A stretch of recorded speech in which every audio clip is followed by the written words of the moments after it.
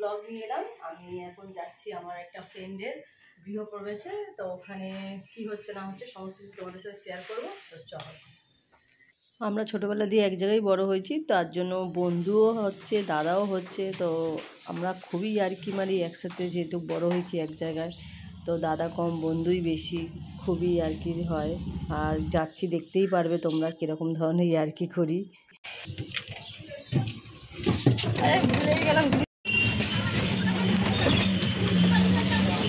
এখানে নেবে, এখান থেকে আমরা বাস ধরবো, মিনি বাস। তো মিনি বাসে যাই হোক, ভিডিওটা তোমাদের দেখানো হয়নি। আমরা ভুল বাসে উঠে পড়েছিলাম। যাই হোক, সেখান থেকে আবার বেলঘরিয়া ওখানে দাঁড়িয়েছিলাম। তো আমার দাদা বললো যে আমি টোটো নিয়ে দাঁড়িয়ে আছি, চলে আয়। তো আমি নেবে দেখছি সত্যি সে দাঁড়িয়েই ছিল টোটো নিয়ে। তো ভয়টাও একটু কাটলো, তো টোটোতে বসে পড়েছি। আমি ওর সাথে ইয়ার্কি মারছি, কিরে তোদের গৃহপ্রবেশে যাচ্ছি, তুই চালাতে পারিস তো, না পৌঁছাতে পারবো তো, দেখ ঠিকঠাক করে নিয়ে যাবি তো? বলছে হ্যাঁ হ্যাঁ। বাসটা ডাল্লাপে এত মানে দাঁড়িয়ে দাঁড়িয়ে অনেকটা টাইম খেয়ে নিল, আর আমরাও একটু দেরি করেই বেরোলাম। মানে আজকে আমার ছেলের স্কুল। এখানে কিছু চিপস বাচ্চাদের জন্য আর কোল্ড ড্রিঙ্কস কিনেছি। তো এবারে নিয়ে এবার গাড়িতে উঠবো, মানে টোটোতে উঠবো। ভাগ্যিস তুই খাবি না বলেছিস, তুই খেলে মিষ্টি নিলি না? হ্যাঁ মিষ্টি নিলি না? না, আমি গিফট নিয়ে সবাইকে একসাথে পুরো সব ছেড়ে মানে খালি করে দিতে হচ্ছে না? কিছু হয়েছে মনে হয়। হ্যাঁ কিছু তো হয়েছে। পার্লারটাও ভালো চলতো। আর আরেকটা এই দোকানটা ওই জামা কাপড়ের মনে দোকান ছিল না? হ্যাঁ ব্যাগের দোকান। ব্যাগের? ও বলছি মিষ্টি না বাবা, মিষ্টি কি দাম? আমি চুপ করে দোয়া করে খেতে হবে না, বাচ্চারা খেয়ে যাবে। ঠিক আছে, গিফট নিয়ে খেলা করতে। আমাকে এই দাদা ছেড়ে দিল যে তুই এবার চলে যা এখান থেকে, দেখ আস্তে আস্তে এই গলির থেকে বেরিয়ে যাবি, ঠিক চিনতে পারবি। তো আমি বলছি চিনতে পারবো কিনা জানি না। যাই হোক, দেখে দেখে আসছি। কয়েকজনকে জিজ্ঞাসা করলাম যে এখানে নতুন গৃহপ্রবেশ হয়েছে, তো বললো এই সামনে থেকে চলে যান, দেখতে পারবেন। তো যাই হোক, আমি তাও একটুখানি বুঝতে পারছিলাম না যে, তো আমি আস্তে আস্তে করে এগোলাম। আর এইখানটা জমিটা দেখে ভাবছি এই আশেপাশেই হবে, কেন আমাকে বলেই ছিল দাদা যে আশেপাশেই মানে আমাদের আরও বাড়ি হচ্ছে। তো এখানে ঘন্টির আওয়াজ শুনে বুঝতে পারলাম এখানেই হচ্ছে পুজো।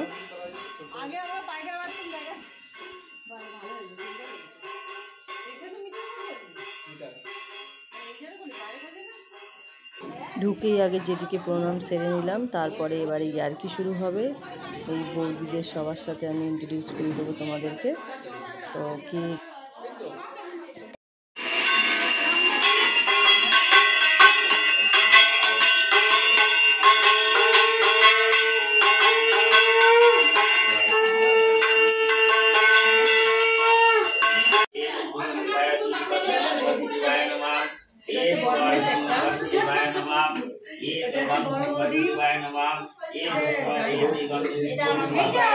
বৌদির মা, আর এটা হচ্ছে আমার জেঠি।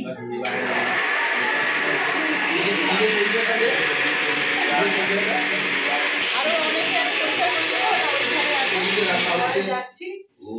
রান্না যদি ভালো না হয়েছে আমাকে বলে যে ভালো ভালো রান্না করে খাওয়াতে, না খাইয়েছি খাতে গেলে অবশ্যই সময় আসতে হবে।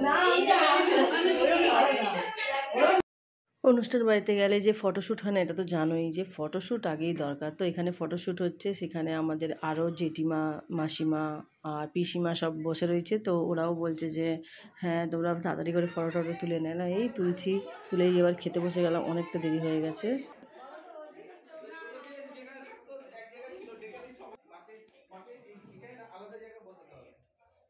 সেখানে আবার আমার জিদ শুরু হয়ে গেল। তার কারণ একটাই, ও যখন আমাকে নিমন্ত্রণ করেছে আমি বলেছি আমি এই খাবো সেই খাবো। তো ও বলেছিল খিচুড়ি করবো, বললাম যাবো না, ফ্রাইড রাইস না করলে আমি যাবো না। তার পনির, তার সাথে পনির আমার দরকার। তো পনির করেছে। আমি বলছি কি রে পনির করেছিস? তো না, পনির করলে কিন্তু আমি খাবো না। তো বলছে হ্যাঁ রে বাবা তুই খান, আমি পনির করেছি রান্না। তাহলে ঠিক আছে। তো সবাই হাসাহাসি করছিল।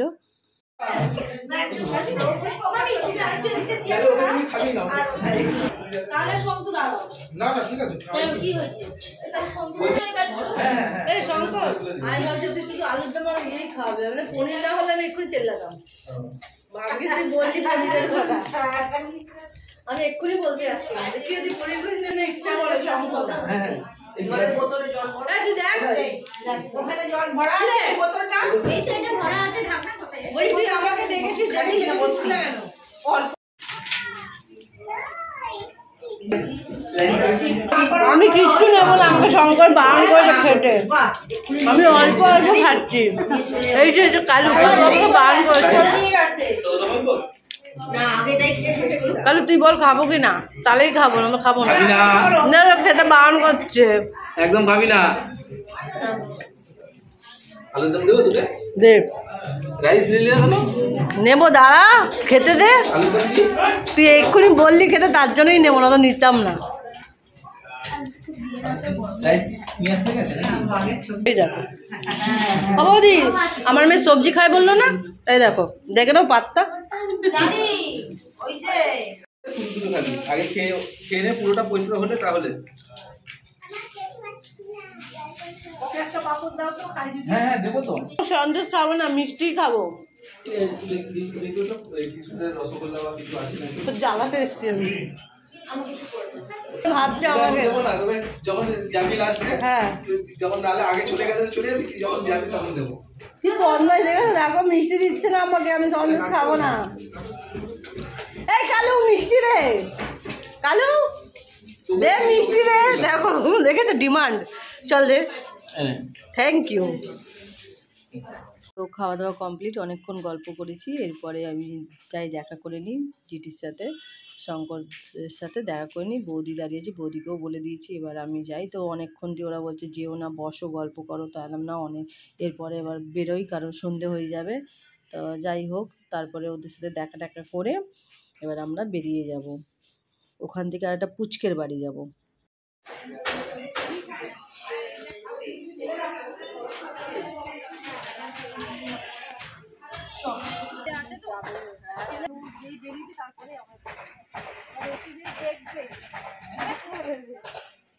আগে তো আমাকে ঠেলাঠেলি করে আমরা দিদির ওপর টেম্পার দেয়, এসে দিদির ওপর পাতায় রেখেই যেতে হচ্ছে। চলো একদম বন্ধুর মতো।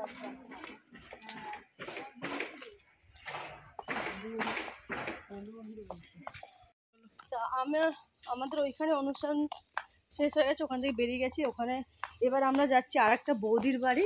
এবারে ওখানে মানে না গেলেও না, কারণ অনেক জিদ করছিল ওর মেয়ে যে চলো পিসি চলো। তো মেয়েটার কি বলবো, মুখটা দেখে আর সেরকম ভালো লাগলো না, চল যাই ঘুরেই আসি ওদের বাড়িতে। তো ওদেরকে বলেছিলাম যাবো না, তারই ওরা রেগে চলে গেছে ওদের বাড়িতে। তারপরে এবার আমরা যাচ্ছি, দেখি কি করে ও, কারণ ও অনেকক্ষণ দিয়েই বলছে পিসি চলো আমাদের বাড়িতেও ঘুরে আসবে, এত বছর পর এসছো।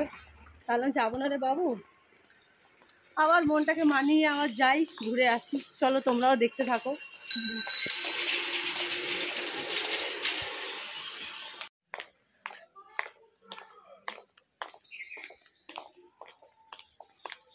আমার কানে হেডফোন ঢুকতেই চায় না।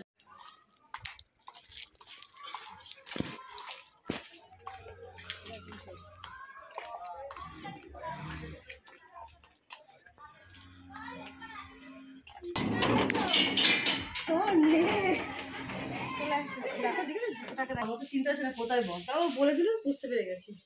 তোমার মেয়ে কি ঘুমাচ্ছে? ডাকো। ও হ্যাঁ, কেন বলো, ওর পিসি চলে এসছে, তোর জন্য এসছি। আর তোর জন্য এসছি, এবার আমি কিন্তু চলে যাবো। দেখ তুই আমাকে এত করে বললি, চলে এসে এবার রেগে গেছে আমার উপরে, খুব জোর রেগে গেছে। আয় তো ওর রাগটা কমিয়ে ওকে আদর ঠাদর করিয়ে তারপরে আবার বেরিয়ে পড়লাম। অনেকক্ষণ বসে গল্প টল্প করে এবার বেরোলাম। তো বৌদি বললো চলো আমি ছেড়ে দিয়ে আসছি, যেই দাদা টোটো করে এসেছি সেই হচ্ছে দাদার বাড়িতেই এসেছিলাম এখন, সেই দাদার মেয়ে ছিল। তো এবারে বৌদি বললো চলো একটু গল্পও করি। তো কিছুক্ষণ দাঁড়িয়ে গল্প টল্প করে এবার বৌদি করলাম যাইবো, অনেকটা বেলা হয়ে গেছে। তো বললো ঠিক আছে আবার এসো, আমার তুমিও যেও বাড়িতে। বললো ঠিক আছে যাবো। এখানে নিয়মটা আমি ঠিক বুঝতে পারলাম না, এখানে এতগুলো মিনি বাস কিন্তু একটাও যাবে না বলছে। আমি ফার্স্ট মানে 4খানা পরপর দাঁড়িয়েছিল, সব প্রত্যেকজনকে জিজ্ঞাসা করলাম, তো বলছে যাবো না যাবো না। আরে এত তাড়াতাড়ি মিনি বাস বন্ধ, 6টা বাজে? তো বললো হ্যাঁ এর পরেরটা আসলে যাবে, আপনি একটু দাঁড়ান। তো আমি আর অপেক্ষা করিনি, আমি টোটো ধরে নিয়েছি, টোটো করে বেলঘরিয়া থেকে ওখান থেকে আবার ঠিক আছে ফোন পে নাম্বার দিচ্ছি। যে দাদা টোটো করে গেছিলাম সে বলছে তুই ভাড়া দিসনি, তোকে নিতে আসবো না। তো জাস্ট জোক। তো সে মানে এলো না, দাদার ভাড়া কাটছে বলে আমি কি করলাম, অন্য একটা টোটো ধরলাম, সেখান থেকে বেলঘরিয়া থেকে তোমাদের বললামই যে বাস ধরে ডাললাম।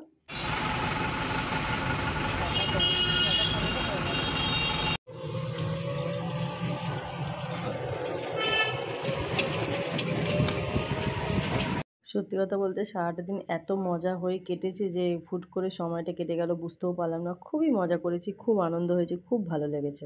আর জানো তো পুরনো লোকদের সাথে দেখা হলে, মানুষদের সাথে দেখা হলে কতটাই ভালো লাগে।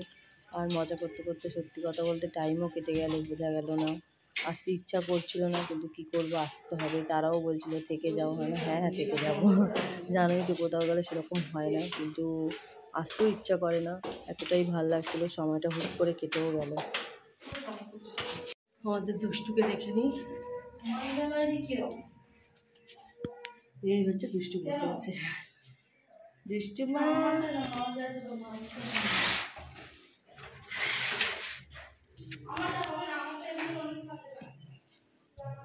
এদিকে আসো, এদিকে আসো, এদিকে চলে এসো। তো আমি বাড়িতে ফিরে এসেছি, দেখতেই পাচ্ছ আমি বাড়ি চলে এসেছি। আর তোমাদের ব্লগটা কেমন লাগলো অবশ্যই আমাকে কমেন্ট করে জানিও। আর যারা আমার চ্যানেলে নতুন তারা সাবস্ক্রাইব করে দিও। আর কেমন লেগেছে অবশ্যই সেটা তো জানাবেই আমাকে। তো চলো রাখছি, বাই, টাটা। সবাই ভালো থেকো, সুস্থ থাকো, বাই সবাইকে।